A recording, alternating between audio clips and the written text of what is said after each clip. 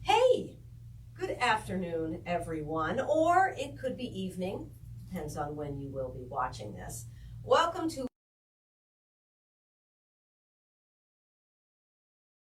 Professional Resident Theater Company at the Center for the Performing Arts in Carmel. And today, as you see, I'm wearing my press hat because I couldn't have gotten in here otherwise to visit with my good friend, Brian Kelly. In his gorgeous suit. I feel very underdressed today. That's why I had to put the too kind. That's I dressed up for you. Only for you. That's the believe me. No. That's why I had to put my press hat on. But Brian is with Current Publishing. Brian, what is your official title with Current? I am the publisher and president of Current Publishing. Publisher and president. So you're with the VIP. Oh my gosh! Again, that's why I had to have the press hat. I also take out the trash, so that's all. Don't let that. Don't tell your secrets. Nobody needs to know about the trash, unless we start talking it. There you go. But yes. So president of Current. Now Current Publishing. It's in Carmel, but it's not just in Carmel.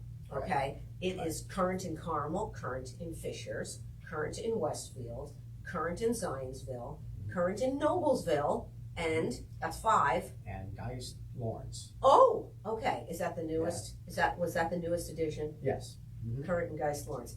Right. 6 publications, yes. And I remember when we moved here in 2005. I don't even know. You did have Zionsville. I remember. I think. But well, our first edition was in Carmel. Yes, I know. 2006. Yeah. And our plan was to expand, but we had no idea it would happen so quickly. Yeah. And lucky for us. Yeah. So Carmel took off, and then we expanded into Westfield, and that took off. And then Noblesville. Yeah, we must have hooked up with you. I mean, obviously you had started 2006, but it certainly wasn't a long time after that because we met Dennis O'Malia, and who was a great guy. Who doesn't not like? Everybody likes O. Yeah. And yes, that is true. Facebook caps will travel. Yeah. And actually, Dennis is going to be on the show with his wife Jill O'Malia, in October. Perfect. Yes. So anyway, we met somehow. Because we were trying to get the word out about us, and you were new, and we somehow.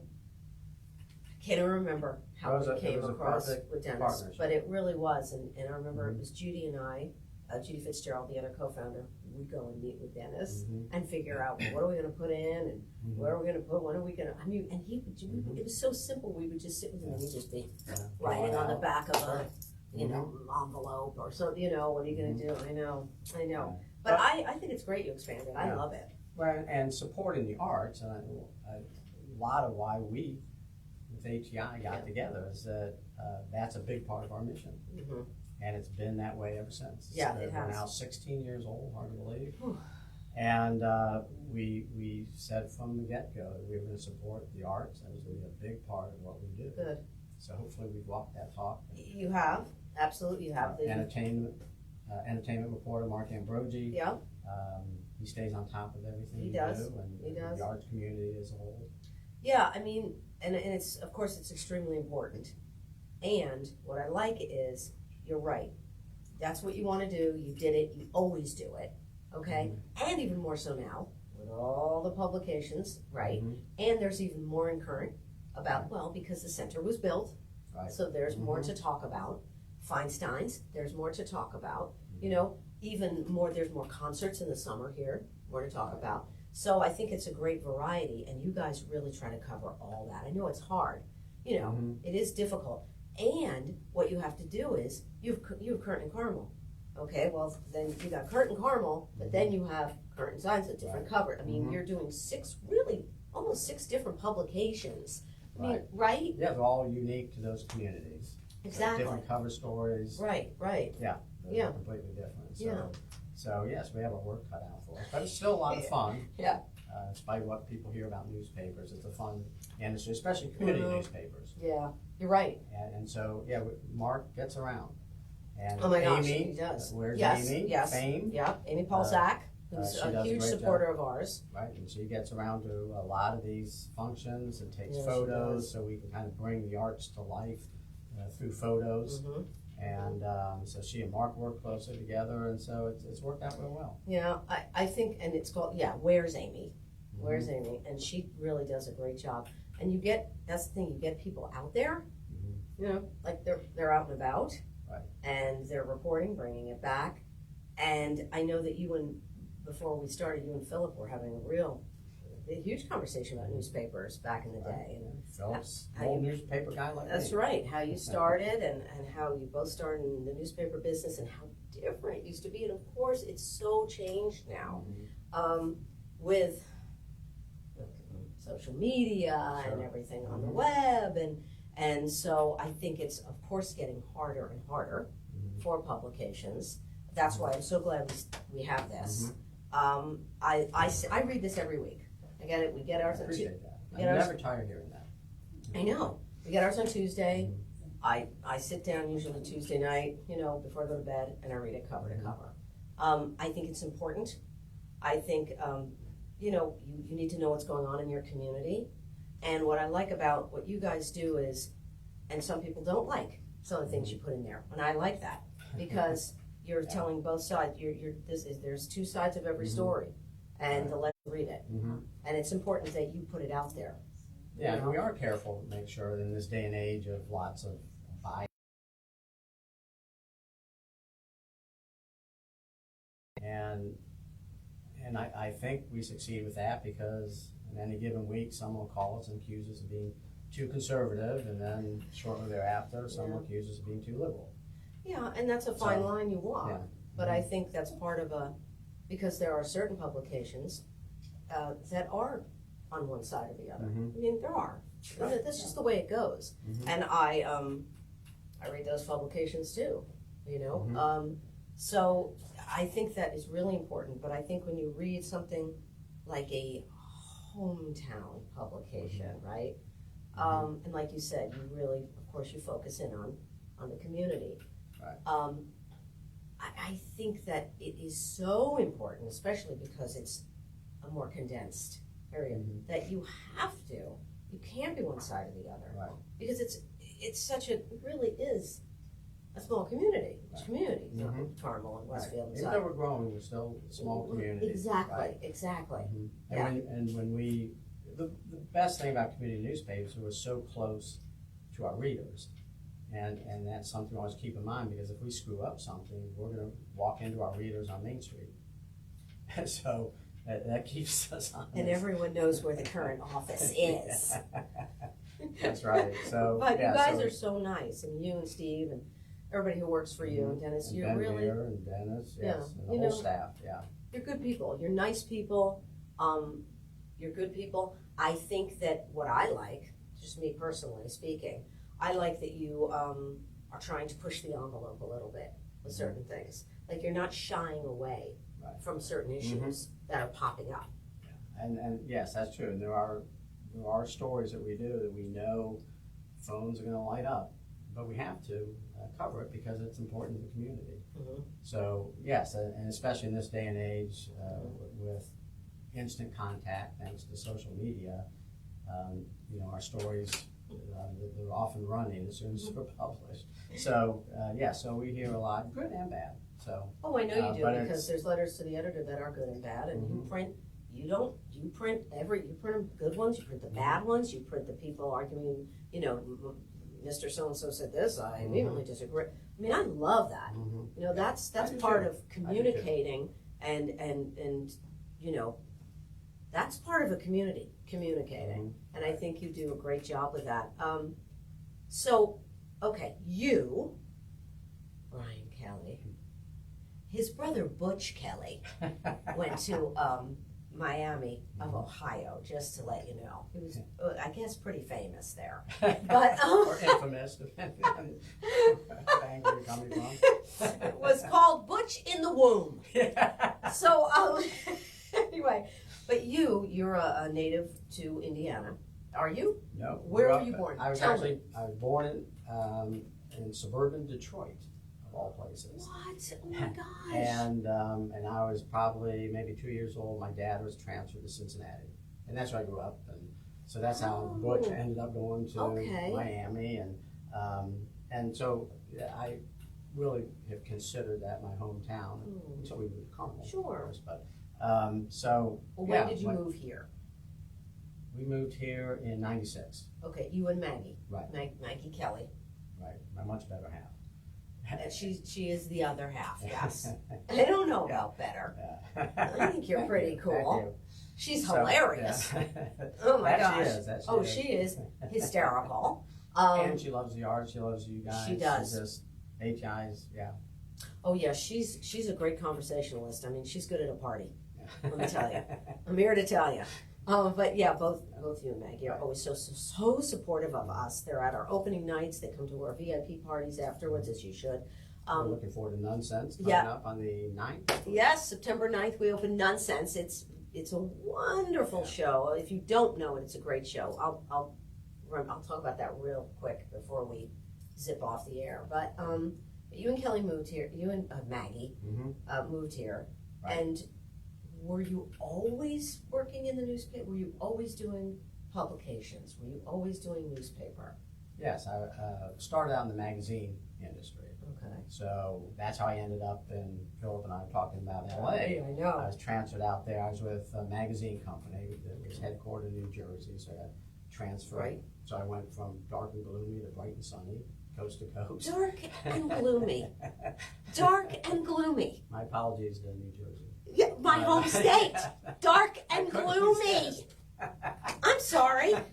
You were talking me up before the camera went on how low I like Madison. It's so nice. And Danville. Now Madison it's dark. Is beautiful. Now we're on the air and it's dark and gloomy. It's the I'm same. just referring to the weather. It's the same kind of weather as here. I know the 4 seasons. You get the snow. You get the clouds. California. We're just saying it's just gorgeous every day, no matter where you are in that state. Oh my gosh. I mean, like I was saying, it could snowstorm the night before it snowed, and the next morning the sun is shining. And I know. Beautiful. It is really. No question. Yeah.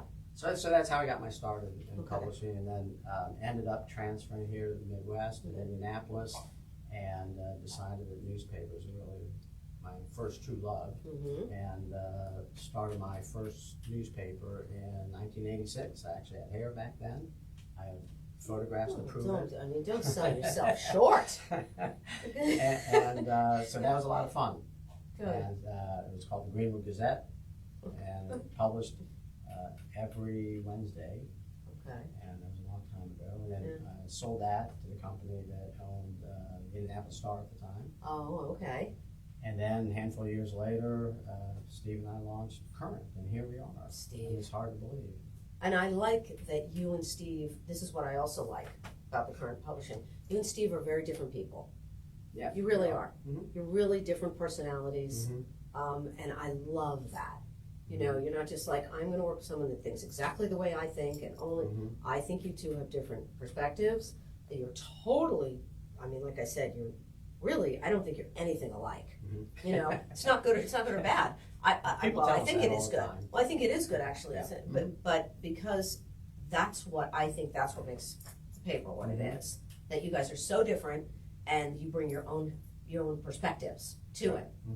And you know, I grew up reading the paper. We got the Star Ledger. That's the New Jersey publication. That's a state newspaper. The Star Ledger. Huge in its day. Oh my gosh, we always had the Star Ledger in the house. But we also had our town paper, the West Essex Tribune. And so we had the Star Ledger and we had the town paper. They were read. They were read from cover to cover. And when I go home, I'll go to my brother's house and I'll still go through the, you know, I'll still read it because a friend of mine, Jenny Cohn, who I went to school with my whole school years, her father was the editor and she took it over. Great. So Jenny's the editor now. That's great. Yeah. So Family I'll go. Business. It really is. Yeah. So I'll go see her when I'm home and stuff. But it's great to just, you know what I mean? It's great to open the paper again and read it. Yeah, that tactile experience. I love it. Sometimes I will, I'll read the Wall Street Journal. Jim Riley gets the Wall Street Journal, our executive director. He'll give me the cast-offs. And, because I always say, give me the paper. And that is a great newspaper. Oh, I think it's a wonderful Very newspaper. well done. I think it's excellent. Mm-hmm. I love reading it. And, so, there's nothing like sitting down, and especially like to me on a Sunday morning, because you get the Sunday paper. And the Sunday paper has everything. It has all the arts entertainment. It has, especially, back in New Jersey, the Star Ledger had everything that was running in New York, all the shows, everything that's coming up, all the, and you just, it's just so great to just sit, And just relax that consume it morning all. and read the paper, right? And I love that, and I think that's, well, obviously it's going away, unfortunately. Yeah. But I hope that these smaller community papers last. Yeah, and actually community newspapers, it's kind of the other side of the newspaper story. Community newspapers are doing fairly well. Good. They're holding their own. Good. And because, you read us, we're not writing about what's going on in Washington and who hates whom and this, that, and the other thing. We just talk about our communities, our neighbors, our friends, and opinion that our readers have. Yeah. And I think that's still a winning formula, which is why you read your community newspaper back in the day. And I remember growing up, similar experience in your household. My dad got the Cincinnati Enquirer in the morning, the Cincinnati Post in the afternoon, and then once a week we got the Eastern Hills Journal, which is our community newspaper. Wow. So. Yeah, that's right, because we were talking about when you used to get the papers, the evening paper, morning paper, and the evening paper. Right. But that's right when I was, I think, a little kid, that was changing. You know what I mean? Because my sister did used to run down and get the evening paper for my dad. Yeah. At Russell's candy store down the street, and I was just 5 years old, 4 or 5, I was little. And then after that, I don't remember, when I got older, us having an evening paper. I just remember the paper came in the morning, and then the Sunday paper came. Yeah, the afternoon dailies, those were pretty much the first to go. Yeah. And because people's lives got busier and busier, they just didn't fit right in our daily schedule. Well, it's people have no time. That's why everything's like bam, bam, bam, bam, bam, bam, bam. You look on the, you look on the web, or you're looking on social, and everything's so fast, and so 10 seconds here, a minute, second, 3 seconds, and it's just, to me, it's too much happening. I don't, I just don't look at it. Yeah. I mean, we have a robust online. Oh, I know you do. Oh, I know. Presence at urcurrent.com, and you can sign up to receive a digital copy of That's Current good. that's sent to you automatically. But still, that's reading. You're still taking your time and reading it. Right. You know what I mean? Right. So. Right. But we still have, just a huge demand for the physical copy, and we direct mail it, of course, to households in all these communities. Every Tuesday. And it's free. And it's free. Right. So, free. And all local. So it's been a great formula for our readers, because they can get us on Tuesday, and stories are updated online. Oh yeah. So every time I see something, I'm like, well, I'm sure that'll be in Current next week. Right. I'm sure I will see that story. But in the old days, our editor would cover, a council meeting, and he or she would write that up, and it would appear in Tuesday's print edition. Well, now, to your point about everything's just fast. So oftentimes our editors reporting as the meeting's going on. Right? Yes. And, through Twitter or on Facebook. And then there'll be like the next day story, where there's just more quotes. And then there'll be some analysis for the Tuesday's print edition. Okay. So there's just a lot more that goes into it. There is now, right? Yeah. So, but it's all good. I think it's fantastic. Because you have a real sense of community in all these communities. And that really helps. People really care about what's going on at City Hall and entertainment. Huge categories. All of our Well, I think that's what I said. There's more variety now, which is great, which is wonderful for Carmel, which is wonderful for the surrounding towns. It's wonderful for Hamilton County and Boone and Marion, counties. I think it's fantastic. And it's an opportunity for the arts organizations to get their news and information out to all these communities. Oh my gosh, and it helps us immensely. I mean, we will never give up the printed We will never give that up, ever. Like I said, it's a great partnership. I agree, and you've been so good to us. I mean, and we run all of our ads and the articles you do on us. I mean, you don't have to do that, and they give us these great articles, and you're always trying to help us. Like, well, we can put a little blurb in here about this, maybe even if you're not scheduled for an article. I mean, thank you. It really, every little bit helps. Every type of advertising helps, and we. At least I feel very strongly that we should never get rid of any printed advertising. We still do posters, we still do postcards. Right. We still do the printed ads and stuff. We're in this one this week. Look at this. Oh my, hold on, I'm going to show you. Yeah, great ad. All right, so we're in here. This is one of our ads for Nonsense, our opening production of our season. So it opens our season. It is a wonderful show. If you don't know it, it's about 5 nuns who have to do a fundraiser because their cook, Sister Julia, child of God, poisoned, not by mistake, with her vichyssoise soup, poisoned some of the sisters. So they're raising money to, it sounds morbid, but it's hilarious, to bury the remainder of their sisters.